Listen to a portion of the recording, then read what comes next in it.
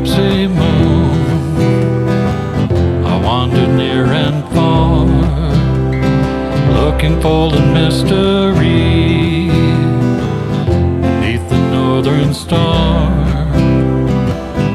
looking for the pot of gold at the rainbow's end, hoping that I find it soon beneath the gypsy moon. This is Jan Lewis welcoming my guest today. We have from Cambridge, Massachusetts, an author I hadn't met before. I hadn't read her book before, so this is going to be an extra fun for me, especially. Carolyn Wilkins, and she is an author. She wrote Melody for Murder, a Bertie Bigelow Mystery. If we can zero in on this, that is a piano key. Yes, it is. Now, did you choose this? Yes, I did. My publisher designed it, but I had some suggestions, and I did ask her if she could put a piano, and it was her idea to have blood oozing out. Yeah, I saw it. I'm like, whoa. Yeah. Carolyn, you said that now you're from Chicago originally. Yes, I am. See how good I listen. And when did you move here to Massachusetts? I moved here in 1986, so it's been quite a while. Yeah, you've lived here a long time. Yes, I have. Your whole family is out here?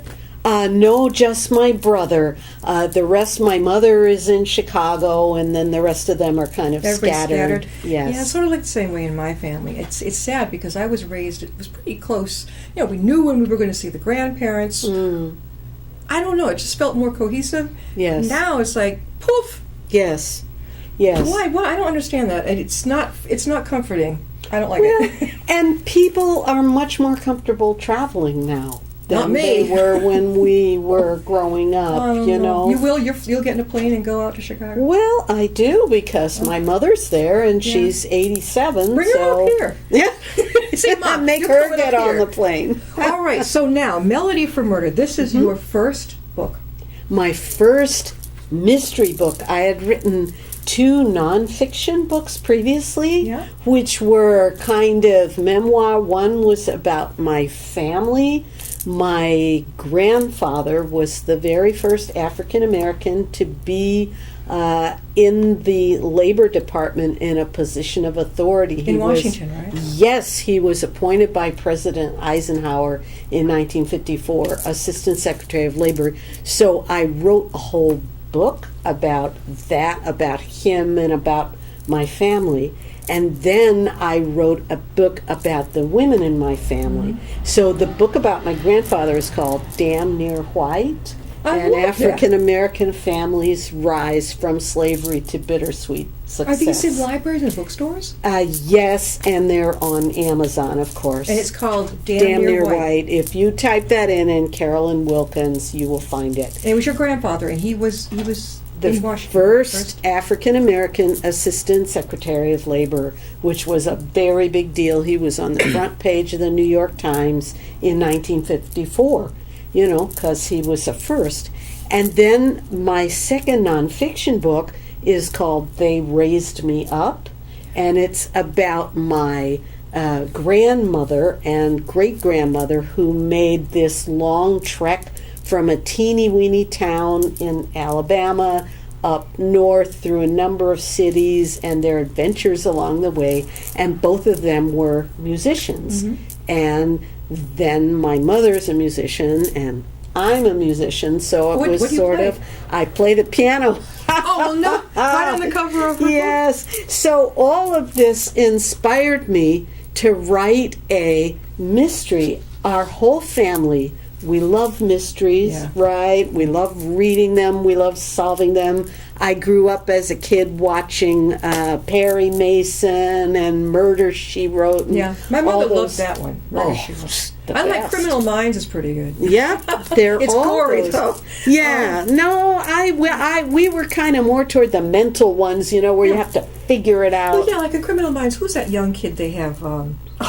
He's supposed to be a genius. He's like 24 years old. Oh, I know who you mean. He's my favorite. That kid is like Yeah, no, it's fun, you know, and mysteries are fun. So I grew up hooked on mysteries, right?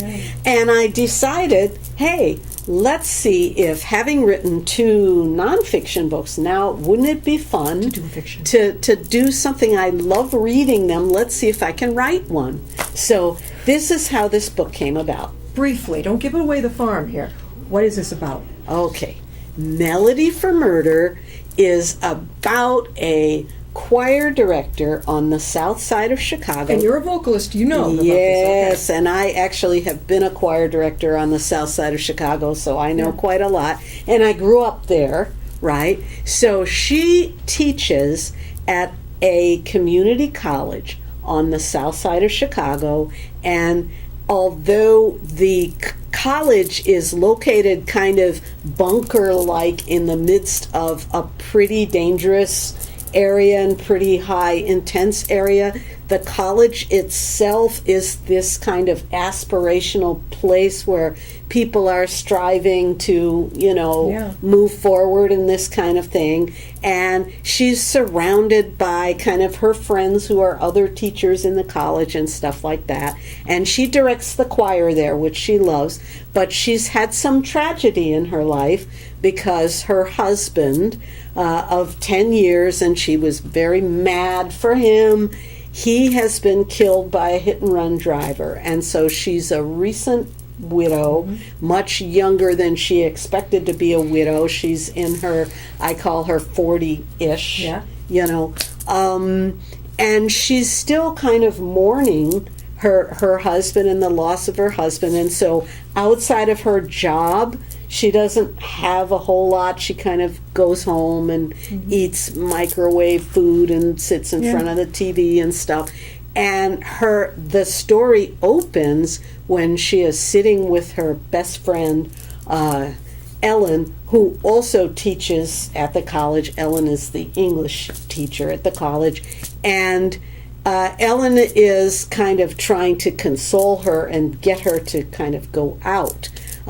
But Bertie is also devastated when they meet in this first scene because her very favorite student, who she has nurtured from non-speaking, non-functional, whatever, he has become autistic, on a form of autism. Well, he's been very, he's a damaged kid. He's been through a lot, and she's kind of, remember, it's kind of a school in the middle of a very economically depressed situation, and she's been kind of nurturing him, and he's become the star of the choir. He's a great singer. He's got prospects. He's, and for completely inexplicable reasons, he has chosen to totally destroy their Christmas concert that would just happen. And she has no clue about this, right? She doesn't know why. Yeah. She experienced the disaster, and she describes the disaster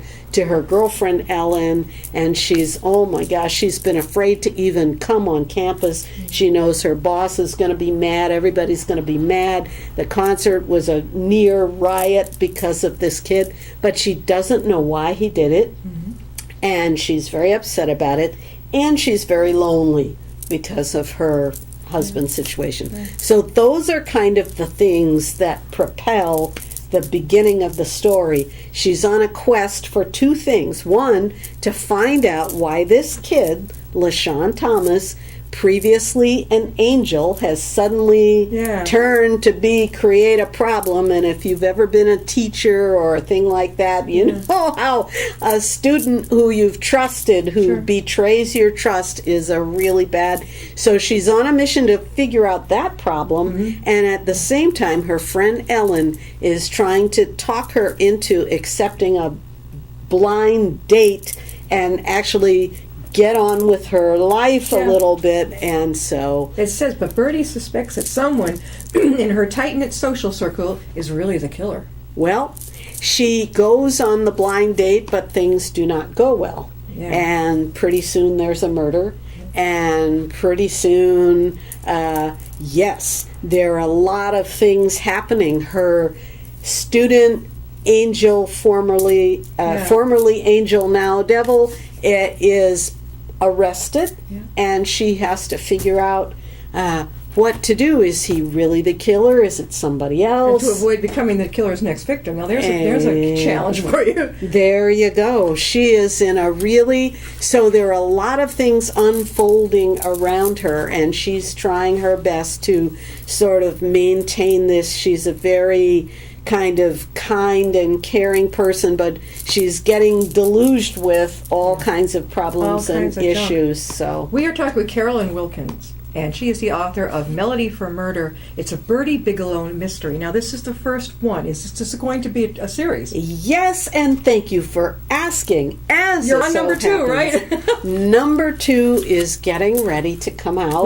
When's going to be? You can pre-order it in September 3rd, and then October 3rd it will be released to the world. Now, how many are you going to have in your series? Well, that's a good question. I think as long as I'm having fun writing it and readers are having fun reading it, Yeah. I'll keep going. If I feel that, and I'm sure you've read series where it feels that maybe the author has run out of inspiration a little bit.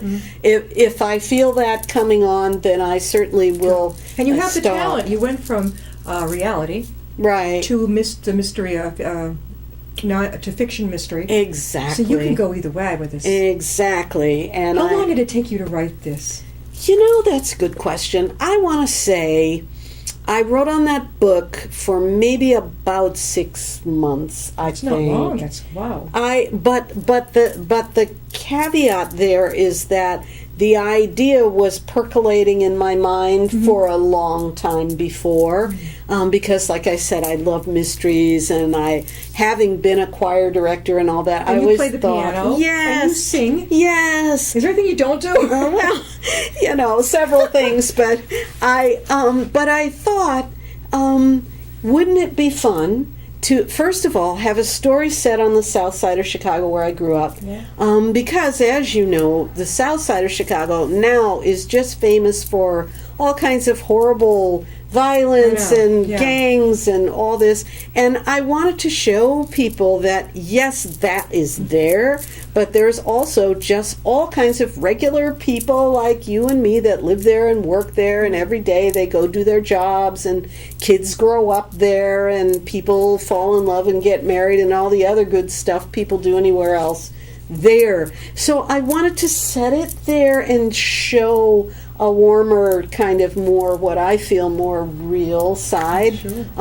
But at the same time, of course, it's a murder mystery, so there will be some people are going to wind up dead. Carolyn, is this now, have you decided to go totally writing, or do you work on another job? Good question. I currently teach at Berkeley College of Music, so I know all about college environments and I can music. see you as a teacher. And yeah, Yeah. I do. That's my day At job. Berkeley, that's a great yes, job. it's a great job. I love it. So the kids, they're college kids, aren't they? Yes, they are. Do they have to go to a regular 4-year college and then come to Berkeley, or could they just come right from high school to Berkeley? They can come right from high school to Berkeley, and just recently they're opening some grad school things. I think for certain majors you can also go for graduate school. But right now, Berkeley is mostly famous as an undergraduate institution. So you go to high school and you love music and you're addicted to it and you play it a zillion hours a day and you want to find a way to get more training and learn how to produce, record, all these other kinds of things. How long have you been there, Carol? I have been there since 1989, so That's a it's good quite a That's while. a long haul. Yeah. So today, did you have the day off? Yes, it's summer still. Yeah. you know, When does school resume? after Labor Day. Oh. So- You know, when I was growing up, it used to be after Labor Day. Now I notice the kids go back to school in late August. Well, What's we will begin, I think, auditioning new students and this kind of thing at the end of August, but classes, I think, are right after Labor Day. Now, on Melody for Murder, now it's going to be a Bertie Bigelow. Well, first of all, where did you come up with the name Bertie? Isn't that funny? My grandmother was named Alberta. Mine was Bertha, one of them. Yes. Isn't that They called her something? Bertie, I think. Bertie. Isn't that funny? Yeah. Yes, so I just decided to tip the hat to my grandmother, who was a singer, and my mother taught in a community college in Chicago on the South Side. So I thought, let's, give a little salute. Bigelow? I have no idea. That was a good. It just came. It felt nice together. All right. So the next one, number 2, that's coming out. What's the title of that one? Aha. Yes. That one will be called Mojo for Murder. Ooh. Exactly. Mojo for Murder. It's coming in September. So, yes, please pre-order your copy now. So, Carolyn, tell us how people can get a hold of your book. Okay. So, you can go to Amazon.com, and if you type in my name, Carolyn Marie Wilkins, I have an author page there, and all of my books are there. And Melody for Murder is this book here, and then in September, the next one, Mojo for Murder. Mojo for Murder, and it's going to have a lot of the same characters. That's good, yeah. So if you like Melody for Murder and you like Bertie and her friends at Metro Community College on the south side of Chicago, you will enjoy Mojo for Murder. And all I will say about Mojo for Murder is there's a hex on somebody. Oh, so what a Okay, hex. there's a hex on somebody, Whoa. and they need a little bit of magic mojo to So are these all going to untangle be? that. They're going to be all featured by the community chorus in Chicago, all in the series. That is the idea. Because we have an author here. He comes in. God bless him. He's in his 80s. Mm-hmm. Glenn Eckler, and he is from Minnesota, Mm-hmm. but he lives here in the next town up. Mm-hmm. But his books are constantly mysteries about two guys in Minnesota. And I said, how about starting off now with around here? But it's okay. He says he knows Minnesota, I guess, the best. And I think sometimes it's a little bit easier. This might seem counterintuitive, but I think it's actually easier to write about a place that you're a little detached from because you can see a little more clearly in some ways, and you're not drowning in details. You know what's important about the place, but you're not, I don't know how to explain it. It's easier to make stuff Yeah, be up a little about bit more. it. Yeah, detached. Yeah, you're Carolyn, a did little you write when detached. you were a kid? Did they see this coming, your parents? It's really funny. I loved to write when I was a kid, and I used to write little short stories. And then, as a college student particularly, I went to Oberlin Conservatory, which was all music all the time. And my grad school was also all music all the time. And so, therefore, I just basically put writing to the side for probably 40 years before I realized, oh, gee, this Yeah. might be fun. Let me just try it. Yeah, Because that's good. it's fun.